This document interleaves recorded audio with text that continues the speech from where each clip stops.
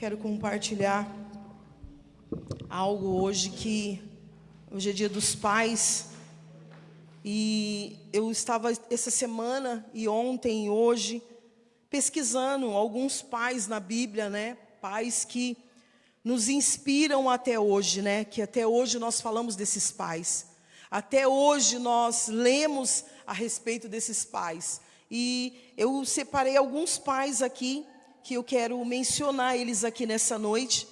Foram pais que deram destino para os seus filhos, pais que deram destinos para uma nação, pais que deram destino para um povo, né? Foram pais posicionados no Senhor, pais que tinham um grande chamado de Deus, não só com as nações, mas com a sua casa, com a sua família, com seus filhos.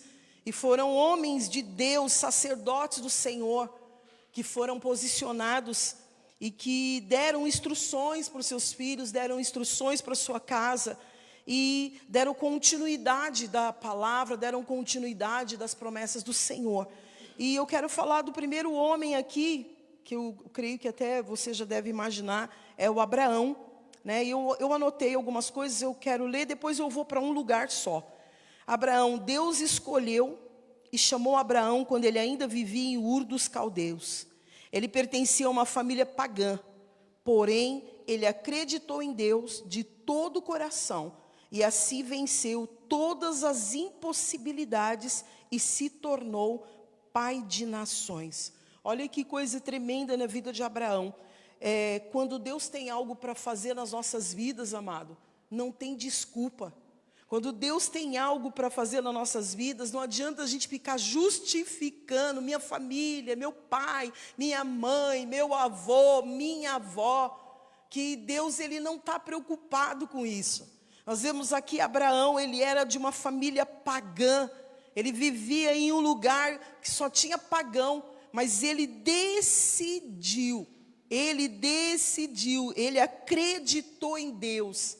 Ele confiou em Deus e ele venceu todas as impossibilidades daquilo que ele poderia viver debaixo do paganismo. Ele foi, e nós vemos a Bíblia, nós conhecemos a história de Abraão, ele se tornou pai de nações. Gênesis 17, do 1 ao 7. Se quiser colocar aqui, Gênesis 17, do 1 ao 7, fala isso. Dá para colocar? Se não, leio aqui. Não quero perder tempo.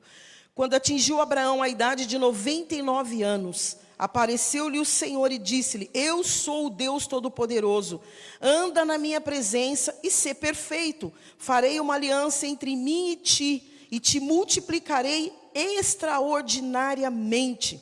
Prostrou-se Abraão, o rosto em terra, e Deus lhe falou: Quanto a mim, será contigo a minha aliança, será pai de numerosas nações. Abraão já não será o teu nome, sim Abrão, porque por pai de numerosas nações te constituí, far-te-ei fecundo, estabelecerei a minha aliança entre mim e ti, e a tua descendência no decurso das suas gerações, aliança perpétua, para ser o teu Deus e da tua descendência. Que coisa linda, né, amados? Se você for estudar a palavra, se você for estudar a história da família de Abraão, do pai de Abraão, quem era o pai de Abraão, e nós vemos Abraão se tornar pai das nações. Nós vemos Abraão ter uma paternidade tremenda, mesmo quando ele não teve uma paternidade, vamos se dizer, por causa da cultura que o seu pai vivia, por causa da cultura que a sua família vivia, mas Abraão escolheu, acreditou em Deus, obedeceu a Deus, e Deus fez e firmou uma aliança com ele, e fez dele uma numerosa nação. Esse é um pai de excelência que nós, assim que convertemos, sempre nós iremos ouvir essa grande história, essa extraordinária história através da vida de Abraão. O segundo pai que o Senhor aqui, que eu estava pesquisando na palavra, é o Jacó. Eu achei tremendo isso, né? Conhecendo a história de Jacó, tudo que ele passou, tudo que ele viveu, teve o nome mudado porque ele era enganador. Ele era trapaceiro. Deus muda o nome de Jacó, Deus muda a história de Jacó. E é tão tremendo que foi o homem que gerou as 12 tribos de Israel, conforme descreve o livro de Gênesis. Que coisa tremenda que Deus faz. Um homem enganador, trapaceiro, que poderia ter uma vida totalmente distorcida, que nem o pastor falou aqui, mas ele teve que voltar para consertar, se arrepender, perdoar o seu irmão, voltar para o propósito, e um homem que, meu Deus, através da vida dele gerou as 12 tribos. Mas o que eu achei mais tremendo é que desses 12, 10 eram filhos, 2 eram netos. Sabe o que eu entendo isso? A descendência de Jacó. Filhos e netos. A geração dos seus filhos e a geração dos seus netos. 10 delas levaram o nome de seus filhos: Rubem, Simeão, Judá, Zebulon, Issacar, Dan, Gader, Azer, Naftali e Benjamim. As demais formadas por seus netos, Manassés e Efraim. Que coisa linda, que coisa tremenda. Que pai que nos ensina que, independente do que ele viveu lá atrás, mas ele consertou, ele caminhou debaixo de uma palavra, ele deu continuidade a uma palavra, e Deus deu essa grande obra maravilhosa na vida de Jacó, gerando as 12 tribos, que a gente sabe a importância de cada tribo.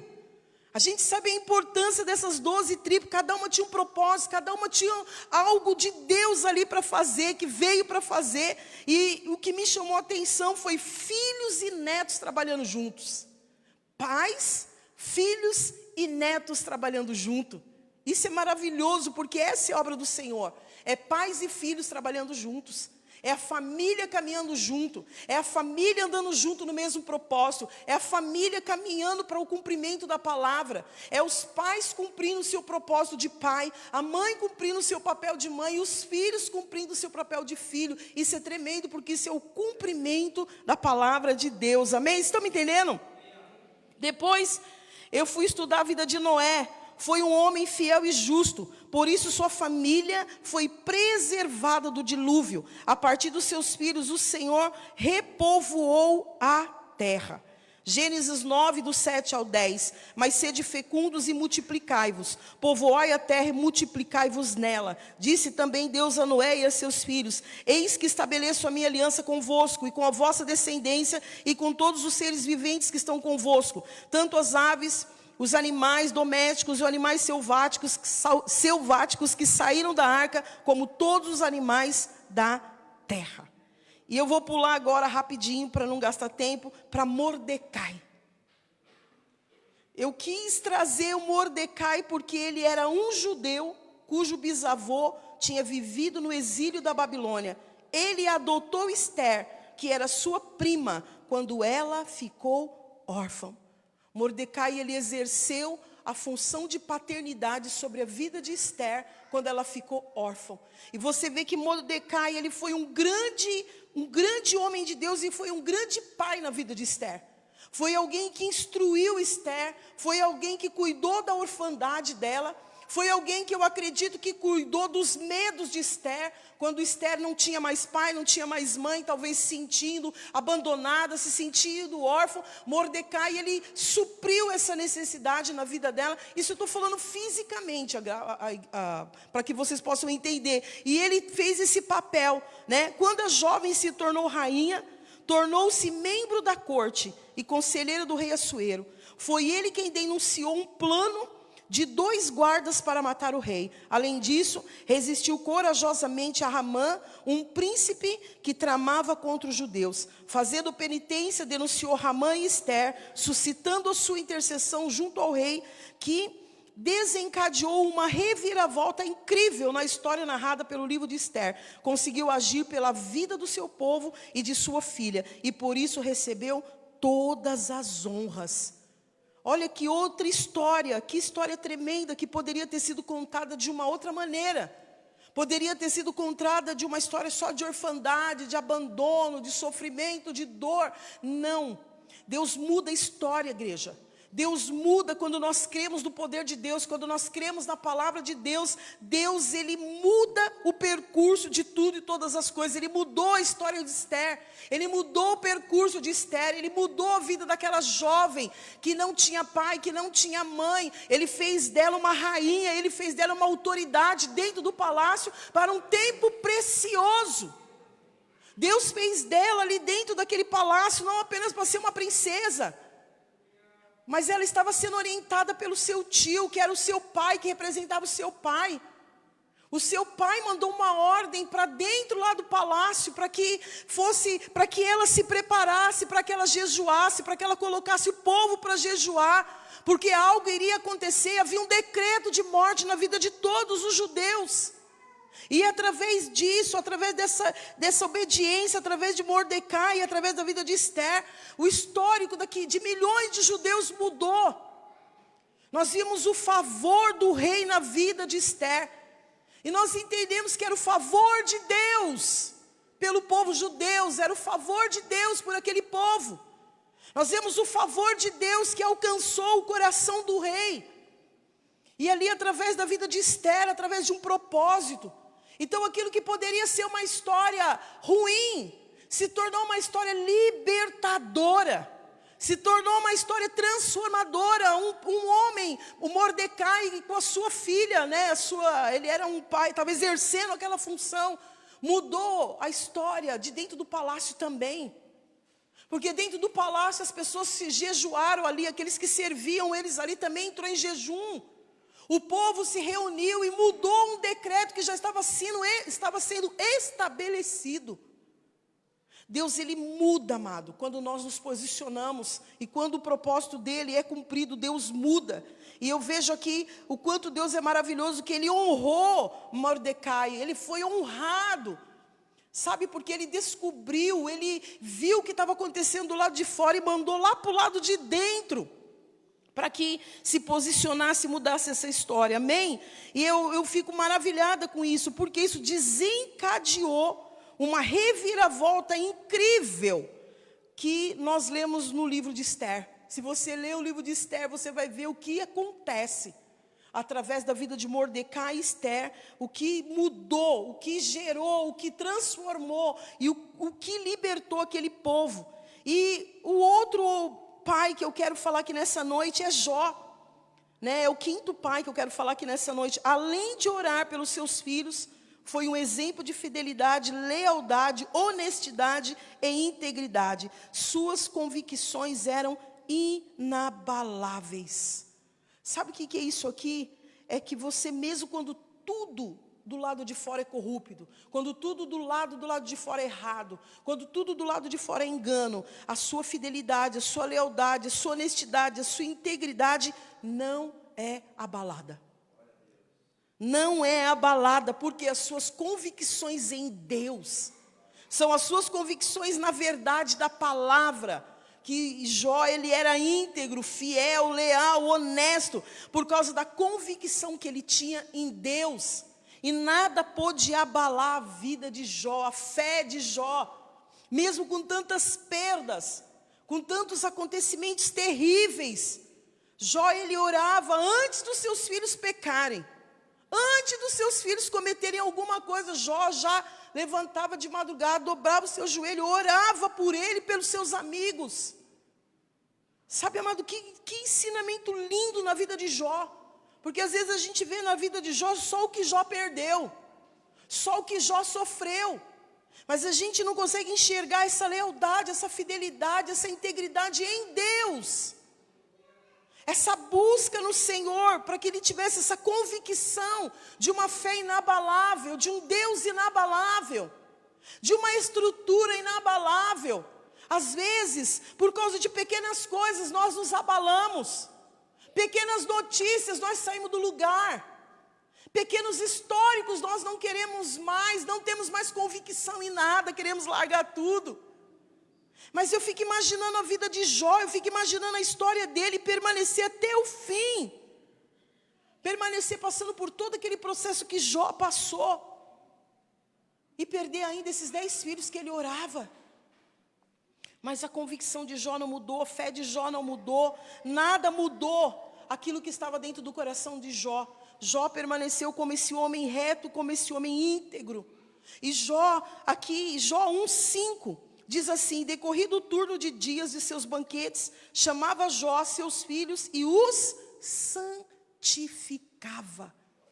Um pai que santificava a sua casa.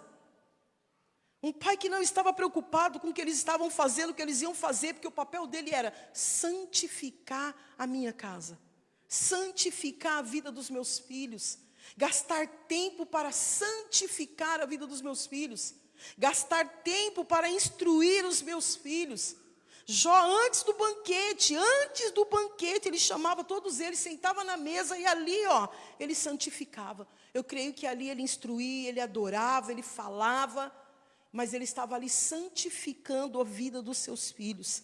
Ele levantava-se de madrugada e oferecia holocaustos, segundo o número de todos eles, pois dizia: talvez tenham pecado os meus filhos e blasfemado contra Deus em seu coração. Assim o fazia Jó continuamente. Que coisa tremenda.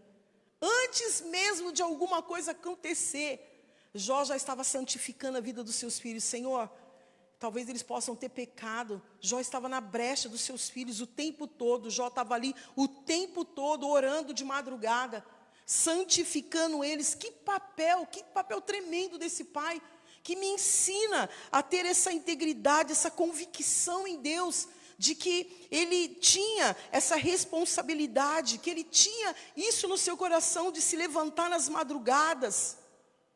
Conforme o número de filhos que ele tinha, ele orava um por um, ele apresentava um por um, ele clamava um por um, ele declarava sobre a vida de um por um.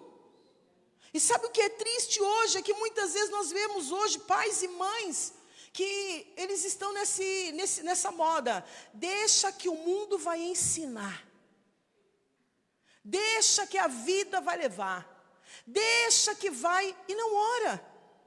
E não santifica, e não ministra aos filhos, e não instrui aonde deve andar, e não entra em batalhas espirituais pela vida dos seus filhos, e não guerreia pela mente dos seus filhos, e não entra em lugares espirituais aonde é quebrado principados e potestades que tentam impedir os nossos filhos de caminhar no propósito do Senhor. Não conseguem parar meia hora do seu dia, 10 minutos do seu dia para guerrear. Falar: meu Deus, o que será que deve estar acontecendo? Onde está meu filho essa hora? Sabe, amados, nós não podemos permitir que essa pressão do sistema, essa pressão que vem do lado de fora, essa correria do lado de fora nos impeça de nós santificarmos a nossa casa, de nós santificarmos a vida dos nossos filhos, de nós gastarmos tempo com eles, instruindo, falando, sentado, deitado, andando, como Deuteronômio 6 fala na palavra, conversando e falando da palavra do Senhor e ministrando no coração dos nossos filhos. Sabe por quê? Porque haverá um tempo, amados, que a tecnologia vai ser tão rápida, que se você não cuidar da mente do teu filho hoje, amanhã você não vai conseguir parar a mente do seu filho. E Deus está nos dando tempo hoje, para que a gente ministre a vida deles, que a gente ministre o coração deles, ministre a mente deles, para que a gente declare sobre a vida deles. Eu quero falar de um outro pai, que é José, o pai biológico de Jesus. Ele não era o pai, porque nós sabemos que Jesus era filho do Deus Altíssimo, Poderoso, mas ele assumiu a missão de criá-lo como seu próprio filho. Ele assumiu essa missão. Mateus 1:18-25 diz assim: ora, o nascimento de Jesus Cristo foi assim: estando Maria, sua mãe, desposada com José, sem que tivesse antes coabitado, achou-se grávida pelo Espírito Santo. Mas José, seu esposo, sendo justo e não querendo infamar, resolveu deixá-la secretamente. Enquanto ponderava nessas coisas, eis que apareceu em sonho um anjo do Senhor, dizendo: José, filho de Davi, não temas receber Maria, tua mulher, porque o que nela foi gerado é do Espírito Santo. Ela dará à luz um filho e lhes porá o nome de Jesus, porque ele salvará o seu povo dos pecados dele. Ora, tudo isso aconteceu para que se cumprisse o que fora dito pelo Senhor por intermédio do profeta. Eis que a virgem conceberá e dará à luz um filho, e ele será chamado pelo nome de Emanuel, que quer dizer Deus conosco. Despertado José do sono, fez como lhe ordenara o anjo do Senhor, e recebeu sua mulher. Contudo, não a conheceu, enquanto ela não deu à luz um filho, a quem pôs o nome de Jesus. Que papel de José! Que coisa tremenda de José, um homem que foi visitado por um anjo, a respeito de uma notícia, que sua esposa estava grávida, sem ter ao menos tocado nessa esposa. E ele prevaleceu dessa maneira em santidade, até mesmo enquanto ela gerava Jesus. Somente depois, José deu continuidade à sua vida com Maria. Mas ele obedeceu, ele cumpriu a sua missão. Ele ensinou Jesus, ele ali estava desde quando Maria estava gerando, ele aceitou aquela criança. Quando ele nasceu dentro daquela casa, que foi instruído por esses pais. Mas Jesus tinha um grande chamado que não conseguiria ficar limitado dentro de uma única casa, né? Então nós sabemos que depois que ele cresceu, ele já saiu com 12, 13 anos pregando a palavra do Senhor. Mas antes disso ele estava dentro de uma casa, sendo cuidado e instruído por Maria e por José. Ele estava sendo cuidado por eles também. E o outro pai que eu quero falar, que esse pai também é um pai que eu amo muito na palavra, é o pai do filho pródigo. O pai do filho pródigo, da memorável palavra contada por Jesus, expressa a grandiosidade do amor de Deus por nós. Apesar de seu filho ter desprezado, pedido sua parte na herança antes do seu falecimento e ter lhe abandonado, gastando todo o seu dinheiro de forma dissoluta, perdoou e o recebeu de volta de braços abertos em uma condição de honra. Um pai que esperou o tempo certo, o tempo determinado, não acusou, não apontou, não abandonou, não julgou, mas esperou o tempo da volta. Sabia que o seu filho iria voltar e ele estaria pronto, de braços abertos, para receber o seu filho de volta. Assim é Jesus.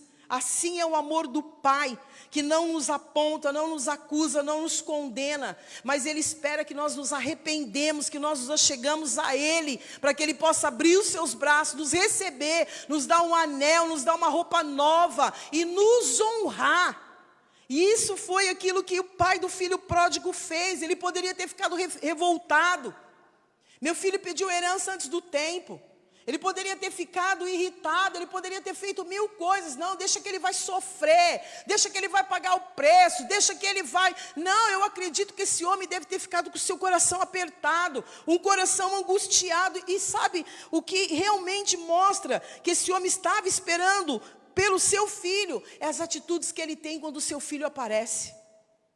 A atitude que ele tem quando ele enxerga o filho de longe.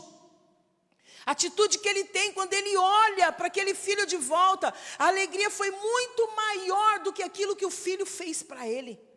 A alegria de receber um filho de volta em casa. A alegria daquele filho voltar foi muito maior do que ter pedido a herança antes do tempo. E só o filho pródigo também sabe o que ele passou do lado de fora. Ele sentiu saudade da casa do pai, ele sentiu saudade da comida do pai, quando ele se viu comendo bolotas de porco, aquilo que os porcos da casa dele comiam melhor. Amados, não espere comer bolotas para que você possa estar na presença do Senhor. E não é porque você está na igreja não, porque às vezes a gente está dentro da igreja e está mais fora do que dentro. Comendo todas as outras coisas do lado de fora, e o que tem dentro da sua casa você não come. Porque o filho pródigo, ele sentiu isso. Quando ele viu as bolotas de porco, quando ele viu, ele teve nojo daquilo, ele enojou, ele estava com muita fome. Para ele ter se lembrado dos banquetes que o seu pai fazia, dos banquetes que o seu pai preparava, os cordeiros que o seu pai preparava. Mas Deus, como fala em Salmo 51, quando Davi fala, Deus, ele só espera de nós um coração quebrantado e contrito na presença de Deus. Foi o que aconteceu com o filho do filho pródigo. O coração dele se quebrantou. O coração dele se arrependeu. O coração dele se inclinou para que ele voltasse para casa, enxergasse o seu pai, enxergasse a sua família e se arrependesse e voltasse novamente para dentro da sua casa. E essa atitude é uma atitude maravilhosa, porque nós vemos aqui o que o pai fez para receber esse filho. A alegria desse pai, a honra no coração desse pai, para que pudesse receber esse filho. Aqui fala que ele pede para trazer depressa um novilho. Ele pede para trazer a melhor roupa. Ele vai lá e pede, olha, traz a melhor roupa. Põe-lhe um anel no dedo. Devolve para ele a autoridade dele de filho. Coloque as sandálias nos pés dele. Trazei também e matai um novilho cevado. Comamos e regozijamo-nos, porque este meu filho estava morto e reviveu. Voltou a ter vida. O pai voltou a sentir alegria. O pai celebrou, porque ele poderia não celebrar. Mas o diabo não roubou a celebração desse pai. O diabo não teve poder para roubar a celebração desse pai. Ele celebrou, mesmo tudo dando errado. O filho dele fazendo tudo errado. O filho dele antecipando todas as coisas. O filho dele saiu, gastou todo o dinheiro, fez um monte de loucura. O pai dele celebrou. Porque é como se Deus, como não, né? É Deus celebrando quando alguém se arrepende e vem para a presença de Deus. A festa no céu. E essa foi a celebração desse pai. Esse pai celebrou, que alegria, que coisa maravilhosa. Meu filho estava morto, ele reviveu, ele voltou para casa. Vamos dar o melhor para ele. O problema nosso é querer dar o melhor para quem está do lado de fora e não dar o melhor para quem está do lado de dentro. É dar o melhor para quem está do lado de dentro. O pai, o outro filho estava lá com ciúmes do irmão. Se você ler a história, eu não vou me prolongar nisso, porque não dá tempo. O outro irmão estava lá também com ciúmes, problemático também. Mas o pai não estava preocupado por isso, porque o pai estava preocupado com quem estava perdido. O pai está preocupado com quem está perdido. Ele está preocupado com o filho que se perdeu, esperando ele voltar logo para casa enquanto dá tempo. Voltar para casa como esse filho voltou, regozijando e desejando e reconhecendo a autoridade do seu pai, reconhecendo que o seu pai tinha dado tudo, ele tinha tudo, ele já tinha tudo, era dele. Ele nem precisava pedir antecipação de herança, porque tudo já era dele, tudo já estava estabelecido por ele, amém? E o outro pai aqui, que é o 8º pai, são 10 pais, igreja, é Zebedeu. Zebedeu era um pescador de Betsaida, que provavelmente tinha algum sucesso. Sabemos muito pouco sobre ele, mas esse pouco diz muito. Ele era casado com Salomé, uma das mulheres que acompanhavam Jesus. E mais, era pai de 2 apóstolos, Tiago e João, que junto a Pedro formavam o trio principal entre os apóstolos. Que coisa tremenda. Zebedeu, ele era o pai de Tiago e de João. O que será que esse pai imprimiu no coração desses 2 filhos, para que o próprio Jesus fizesse desses 2 filhos amigo íntimo? Aonde ele saía com Pedro, Tiago e João e abria o seu coração, rasgava o seu coração, tinha deles como amigo. Então eu imagino que ali há uma grande e talvez toda a participação de um pai na vida desses 2 apóstolos, na vida de Tiago, na vida de João. A instrução da casa, a instrução da família, fez o coração de Tiago, de João, um coração íntegro. Um coração onde Jesus confiava, um coração onde Jesus poderia se abrir, chamava para conversas mais íntimas, chamava para um papo mais direto, chamava para um momento de mais intimidade, chamava para um momento de mais aproximação. Jesus não ia chamar qualquer um para ouvir as suas intimidades. Então a gente vê pela história, a gente vê pelo histórico esses 2 meninos, que também teve o papel fundamental desse pai, né, que acredito que formou o caráter desses meninos. Acredito que instruiu o caráter deles, colocou coisas valiosas dentro deles. colocou preciosidades do Senhor dentro do coração desses meninos, para que eles pudessem se tornar amigos de Jesus, e estar com Jesus nos momentos mais íntimos. O nono pai é Jairo. Jairo era o chefe da sinagoga, você conhece essa palavra também. Ele foi conhecido como um grande homem de fé. Diante da morte de sua filha, procurou Jesus Cristo, ajoelhou-se diante dele e suplicou pelo seu milagre. Esse pai suplicou a Jesus pela sua filha morta. Esse pai foi um grande homem de fé, que acreditou na palavra de Jesus. Mateus 9 diz isso. Mateus 9:18, enquanto essas coisas lhe dizia, eis que um chefe, aproximando-se, adorou e disse, minha filha faleceu agora mesmo, mas vem, impõe a mão sobre ela e viverá. E Jesus levantou-se e o seguia, e também os seus discípulos. Eis que uma mulher durante 12 anos vinha padecendo de uma hemorragia. Eu vou pular. Se eu apenas lhe tocar, a mulher tocou Jesus, e essa mulher foi curada. Vou para o final, tá? Tem bom ânimo, filha, tua fé te salvou. E desde aquele instante a mulher ficou sã. Isso aqui foi ainda o caminho que Jesus teve que percorrer até chegar lá na casa de Jairo. E Jairo teve fé suficiente para acreditar que o milagre já havia acontecido apenas por uma palavra de Jesus. Ele acreditou, quando ele chegou, a filha estava viva. Porque quando nós cremos, nós não oscilamos. Quando nós cremos, nós temos convicção daquilo que Deus vai fazer, daquilo que Jesus vai fazer. E o último pai é o apóstolo Paulo. Ele não cansou, ou seja, ele não casou, aliás, ele não gerou filhos na carne. Ele não teve filhos biológicos, mas ele teve muitos filhos espirituais. Paulo foi aquele que gerou os filhos com dor de parto. Ele fala sobre a dor de parto. Ele fala sobre os filhos, ele instruiu os seus filhos. Ele ensinou eles o caminho que eles tinham que andar. Foi um pai espiritual extremamente presente na vida dos seus filhos espirituais. Foi alguém que ensinou os seus filhos a combater os bons combates. Ensinou a guerrear, ensinou a batalha espiritual, ensinou a lutar, ensinou a gerar um milagre, ensinou a gerar fé. Paulo ensinou através das suas marcas, das suas dores, das suas aflições. Paulo ensinou os seus filhos espirituais a serem grandes homens de Deus, grandes homens de batalha, grandes homens de guerra, grandes homens de instruções. Tremendo aquilo que Paulo gera através da vida dos seus filhos espirituais. E eu quero ler, está lá em Gálatas 4:19. Meus filhos, por quem de novo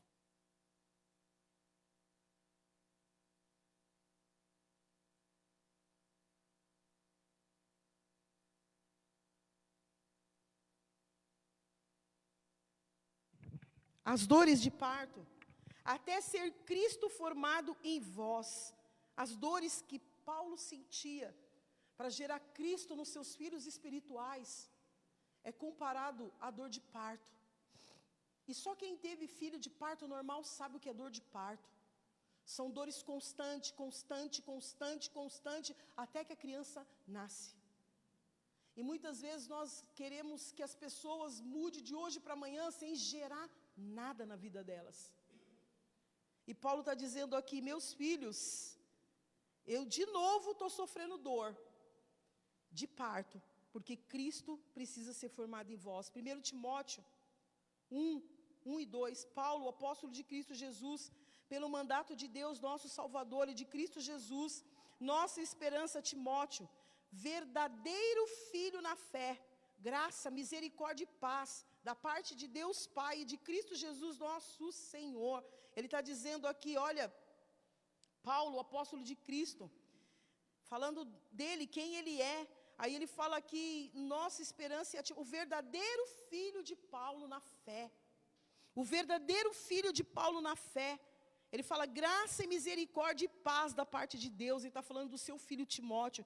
Em 1 Coríntios 4, do 14 e 15, não vos escrevo essas coisas para vos envergonhar, pelo contrário, para vos admoestar como a filhos meus amados, porque ainda que tivesseis milhares de preceptores em Cristo, não teríeis contudo muitos pais, pois eu, pelo Evangelho, vos gerei em Cristo Jesus. Meu Deus! Porque ainda que tivesseis milhares de preceptores em Cristo, não terias, contudo, muitos pais, pois eu, pelo Evangelho, vos gerei em Cristo Jesus. Que coisa tremenda, né? Que Paulo está dizendo aqui para esses filhos espirituais que ele gerou. Para esses filhos espirituais que com certeza deve ter dado trabalho para ele também. Por isso que ele fala, gerei de novo, porque ele já havia gerado, gerou de novo. Tive dor de parto de novo. Senti dor de novo, para que vocês entendam quem é Cristo. Para que você saiba que é Cristo em vocês, a esperança da glória. Que não é mais você, mas é Cristo que vive em vocês. Então vocês não podem mais fazer isso, não pode mais andar assim, não pode mais falar assim, não pode mais agir assim. Por quê? Foi gerado Cristo em vocês. Por isso que ele fala para Timóteo, Timóteo, vai vir isso, vai vir aquilo, vai ter um tempo que a fé vai enfraquecer, o homem vai ser amante de si mesmo, orgulhoso, soberbo, mas porém você, Timóteo, foi instruído por mim, porque eu fui o pai que levei você a Cristo, gerei em você Cristo, e você entende todas essas coisas porque você tem paternidade, você tem um pai. Amados, que esses só alguns pais, né? Foram só alguns pais que eu quis mencionar aqui na palavra nessa noite, porque acima de todos esses pais está o nosso Pai, o nosso Deus, que é acima de tudo e de todas as coisas. Mas o que eu quis trazer para as nossas vidas nessa noite é o papel fundamental de cada pai, em cada estação, em cada tempo, em cada lugar, em cada casa. O papel fundamental que cada pai tem dentro da sua família. Talvez o seu campo missionário não é lá fora, é a sua casa. Cada pai, ele tem um papel fundamental de destino para os filhos. O pai, ele dá destino, ele dá direcionamento, ele dá posicionamento. Por isso que Satanás tem trabalhado tanto para distorcer o papel da família, porque sabe dos fundamentos de Cristo, sabe a importância do sacerdócio, sabe a importância de uma mãe dentro de casa, auxiliando, cuidando. E ele trabalha para que isso seja distorcido. Porque nós sabemos que uma família posicionada, uma casa posicionada, pais posicionados, vão gerar filhos com uma mente em Cristo, onde eles vão poder ir para qualquer lugar, eles vão trabalhar em qualquer lugar, vão ser enviados para qualquer lugar, mas eles têm identidade em Cristo. Eles têm fundamentos, eles foram fundamentados na palavra, foram firmados no Senhor, não serão levados por qualquer vento de doutrina, porque foram fundamentados, a casa foi na rocha e não na areia. Vão poder viver aquilo que Deus tem projetado para eles, vão entender. Sabe por que eles vão entender? Porque Cristo foi gerado primeiro dentro deles, antes deles entenderem que eles seriam. Cristo gerado dentro dos nossos filhos. Cristo gerado dentro da nossa descendência, da nossa geração. Vai levar os nossos filhos a andar em lugares onde nós não andamos. Vai fazer com que nossos filhos avancem e rompam em lugares onde nós não conseguimos romper. Vai levar os nossos netos a ir lugares, a ser pessoas que nós não conseguimos ser, mas eles serão por causa do fundamento, por causa da instrução, por causa do Cristo que foi gerado no coração e na vida deles e no espírito deles. Esse Cristo gerado em nós, que foi gerado em você. Porque você está aqui nessa noite, porque Cristo foi gerado em você. Quantos pais nós podemos dar continuidade na palavra aqui nessa noite, dos pais que tem aqui nesse lugar? Pais que estão lutando pelos seus filhos, pais que estão instruindo sua casa, pais que estão governando a sua família debaixo do governo de Deus. Pais que estão colocando seus filhos na mesa e não está colocando só comida, não está colocando só coisa que engorda, mas está colocando um alimento espiritual na mesa. Está colocando palavra que vai fazer seus filhos enfrentar o dia mal, que vai ensinar os seus filhos a ser guerreiros. Vai tirar essa fragilidade que hoje todo mundo... eu não posso, que eu tenho depressão, eu tenho isso, eu tenho crise disso, 10, 12, 11 anos. Uma fragilidade que você não pode falar nada, que fica revoltado, sai de casa. Porque não tem Cristo gerado dentro deles, não tem fundamento, não tem alicerce, não tem alinhamento do céu dentro deles. Não que eles não vão enfrentar lutas, mas vão saber enfrentar as lutas. Não que eles não vão enfrentar guerras, mas vão saber enfrentar as guerras. Vão saber entrar nesses lugares. E se nós não tomarmos cuidado, sabe, eu estava assistindo e ouvindo um profeta, e esse profeta ele falou algo muito sério. Ele falou que se nós não tomarmos cuidado com os nossos filhos, com a nossa geração, eles serão sequestrados. Mas não é sequestrados de pegar e levar para outro lugar. Eles serão sequestrados na mente. Eles serão sequestrados no pensamento. Eles serão roubados por enganos, sofismas. Serão enganados por um tanto de coisa que falarão, eles acreditarão, porque não tem fundamento dentro deles. Não tem o Espírito Santo dentro deles. A gente não pode desistir, a gente tem que orar, ministrar os nossos filhos, seja qual idade for. Às vezes a gente brinca em casa com a Zoe, seja cheia do Espírito, seja cheia do Espírito, seja cheia do Espírito. Aí ela pula, talvez nem está entendendo, ela pula, ela roda lá com o pastor, e a gente, seja cheia do Espírito, porque nós profetizamos que ela seja cheia do Espírito Santo de Deus. Não importa, é que às vezes a gente acha que os nossos filhos são muito pequenininhos, vai receber, nem sabe o que é isso. Ministra que ele vai entender. Fala que ele vai entender. Coloca as mãos sobre ele, ministra sobre ele, que ele vai entender. Por que a gente não vê mais a manifestação, o poder de Deus na vida das crianças? Porque não tem quem ministre, não tem quem fale para eles. Não, vamos orar aqui, que você aqui hoje vai trazer a palavra e Deus vai te usar e você vai ser cheio de Espírito Santo. Sabe o que precisa? Nós praticarmos aquilo que nós estamos ouvindo. Praticarmos aquilo que a palavra fala. Então, eu creio que nesses dias, pelo menos o que o Senhor tem falado ao meu coração, são dias de instruções e dias precisos. Não são dias mais que vão voltar, mas são dias precisos. Aonde se você ouvir a minha voz e obedecer, eu cumprirei a minha palavra sobre a sua casa, sobre a sua família e sobre a vida dos seus filhos. Amém? Eu queria que você fechasse seus olhos. Pode ficar sentado mesmo no seu lugar. Queria que nós pudéssemos refletir. Talvez, como pais, eu poderia ter trago uma outra palavra aqui nessa noite. Uma palavra mais, que pudesse sim, talvez alegrar mais o seu coração. Mas, nesses dias precisos, não tem palavra que nos alegre. Tem palavras que nos transformam. Nesses dias, não é o muito movimento, mas é o pouco movimento que está trazendo de dentro para fora a transformação, que está gerando em nós um caráter de Deus, que está gerando em nós uma mulher de Deus, está gerando em nós um jovem de Deus, uma criança de Deus. Não é o muito falar, o muito fazer, o muito querer que aconteça, saia isso, faça isso, meu Deus, vamos fazer, comemorar. Não é só não celebrar, mas é a palavra, as instruções que precisamos para o dia de hoje, as instruções que necessitamos para que gere em nós, e gere na nossa casa, e gere na nossa família, aquilo que Deus quer, aquilo que Deus está estabelecendo. Por isso que quero orar pelas nossas vidas nessa noite, orar por cada um de nós neste lugar, em nome de Jesus. Pai, essa noite eu quero orar, Senhor, com muito temor da Tua palavra, Pai, sabendo que nós usamos aqui, Pai, muitos exemplos de homens que nos inspiram na Tua palavra, Pai, de homens posicionados. Poderíamos falar de muitos aqui, porque o Senhor é o Pai que nos instrui, o Senhor é o Pai que gerou no coração desses homens essa paternidade. Mas nessa noite, Pai, eu sei que há muitos pais neste lugar. Eu quero declarar sobre a vida de cada pai nesse lugar.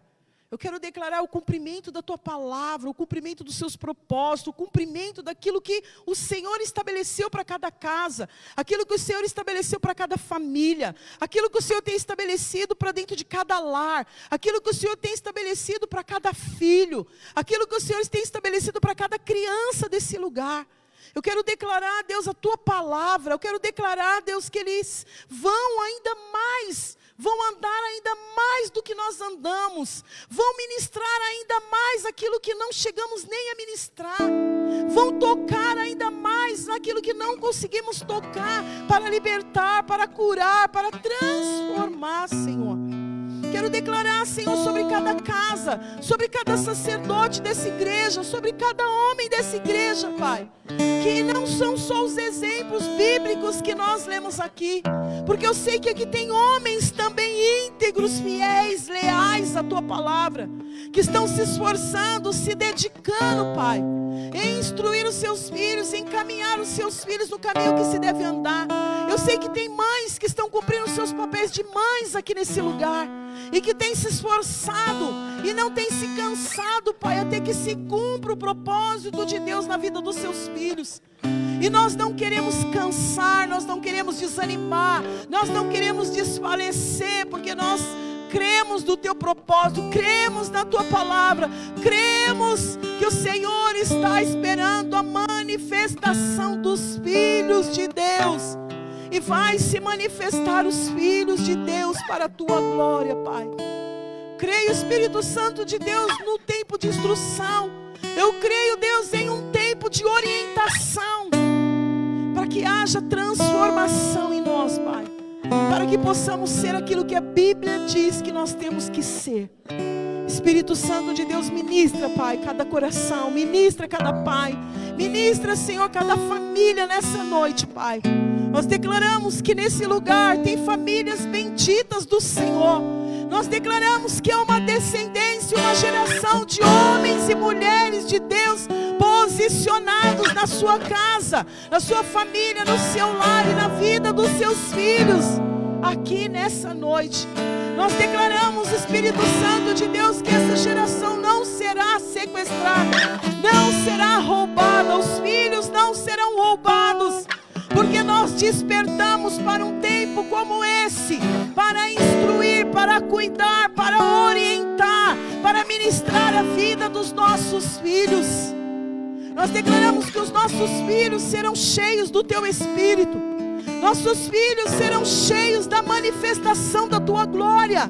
Nós declaramos, Deus, que a Tua palavra que diz que o Espírito do Senhor está sobre nós, e está sobre a nossa casa, está sobre os nossos filhos, para libertar os cativos, para curar os enfermos, para quebrar as algemas, para trazer a alegria em lugar de cinza, para trazer o renovo do Senhor. Eles trarão renovo do Senhor, eles trarão alegria do Senhor, porque o Espírito de Deus está sobre eles. O Espírito Santo de Deus se move neles, se movimenta neles, Pai.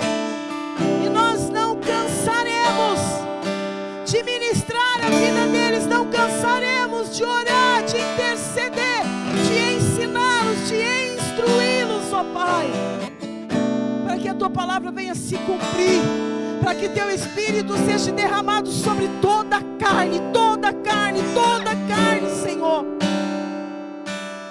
E que eu creio na Tua palavra, eu creio que eles terão visões, eu creio que eles terão revelações, porque estão aprendendo de Ti, estão aprendendo da Tua palavra, estão aprendendo com o Senhor, estão aprendendo com o Espírito Santo, que tudo isso é para eles, tudo isso é possível, tudo isso é para a manifestação da glória de Deus, é para o manifestar da glória, é para o manifestar da glória, uma glória tão grande, um poder tão grande, algo tão sobrenatural, para algo tão extraordinário, rompedor, avassalador, tão extraordinário que nada vai parar. Ah, Espírito Santo, não vai parar, não vai parar, Senhor. Espírito Santo de Deus, meu Deus, quando nós entendermos a Tua palavra, quando nós compreendemos a manifestação do Teu Espírito, Senhor, nós clamamos por ela, nós ardemos por ela, nós ansiamos por ela, nós desejamos ardentemente por ela, para que ela se manifeste na nossa geração, para que ela se manifeste na nossa descendência, para que ela alcance aqueles que ainda não foram alcançados, ó Deus. Por isso eu oro, Deus, por cada geração aqui nesse lugar. Eu oro por cada descendência aqui nesse lugar, nessa noite, Pai. Eu eu quero declarar, Pai, que pais estão posicionados. E mesmo quando os filhos não estão, os pais estão posicionados, crendo que voltará, em breve voltará para casa, em breve voltará para o seu lugar, para a sua paternidade, porque Tu és um Deus que tem paternidade. Tu és um Deus que tem paternidade. Eu queria que você ficasse de pé no seu lugar e que você orasse junto com seus pais nessa noite. E você dê as mãos aí no seu lugar, filhos que estão com os pais. Quero que você pegue na mão do seu pai. Quero que você, filho, e ponha as mãos sobre o seu pai. Você tem autoridade, você tem palavra, você tem oração. Quero que você coloque as mãos sobre os seus pais aqui nessa noite. Vamos fazer um ato profético neste lugar, aonde os filhos converterão o coração dos pais e os pais converterão o coração dos filhos, através da ministração, através da palavra, através da oração, que o Espírito Santo vai te usar aqui nessa noite. Eu quero que você abra a sua boca. Eu quero que você não fique calado, mas eu quero que você se ajunte com o seu pai. E junto com o seu pai você vai começar a orar por ele. Você vai orar e o seu pai vai concordar e receber a sua oração. Essa noite é a noite dos pais, então os filhos vão ministrar a vida dos seus pais. Se você sentir no seu coração que cadeias precisam ser quebradas, não tenha medo, nós estamos aqui te cobrindo nessa noite, para que você entre nesse lugar de cadeias, quebre cadeias, rompe cadeias, ore na autoridade do Espírito Santo, para que isso aconteça na vida desse pai, para que isso aconteça dentro dessa casa, que a glória de Deus se manifeste de uma forma poderosa, sobrenatural. Não tenha medo de orar, você tem autoridade. Que nessa noite você ore com autoridade, ore. Não deixa nenhum filho sozinho. Vê se tem algum filho sozinho, procura algum filho aqui, ore com esse filho. Em nome de Jesus. Em nome de Jesus, aumente o tom da sua oração nessa noite. Aumente o tom da sua voz. Não tenha medo de aumentar o tom da sua voz aqui nessa noite. O inferno precisa ouvir o tom da sua voz, orando pelo seu pai, pela sua casa aqui nessa noite. Não tenha medo, não se cale, não permita ficar calado nessa noite, mas ore declarando: oh meu Deus, oh Espírito Santo de Deus, oh Xerebalabassó, és o Deus Todo-Poderoso, és o Shaddai Adonai, oh Deus de provisão, Jeová Rafa, está nesse lugar, Senhor. Oh Espírito Santo, maravilhoso, majestoso, glorioso, Deus forte, príncipe da paz, cadeias estão sendo quebradas, grilhões estão sendo abertos, algemas estão sendo abertas, para que haja manifestação do Espírito de Deus sobre essa casa, sobre essa família, sobre esse lugar, em nome de Jesus. Em nome de Jesus, nós te damos uma ordem agora. Satanás, pegue todo o seu lixo, toda a sua sujeira, toda a sua bagagem, bata retirada agora dessa casa, dessa família, dessa geração, desse sacerdócio, em nome de Jesus. Em nome de Jesus. Aleluia. Aleluia, aleluia. Aleluia. Abraça o seu pai. Abraça o seu pai. Diga o quanto ele é importante na sua vida. O quanto ele é importante para você. O quanto você é grato por tudo que ele fez até aqui.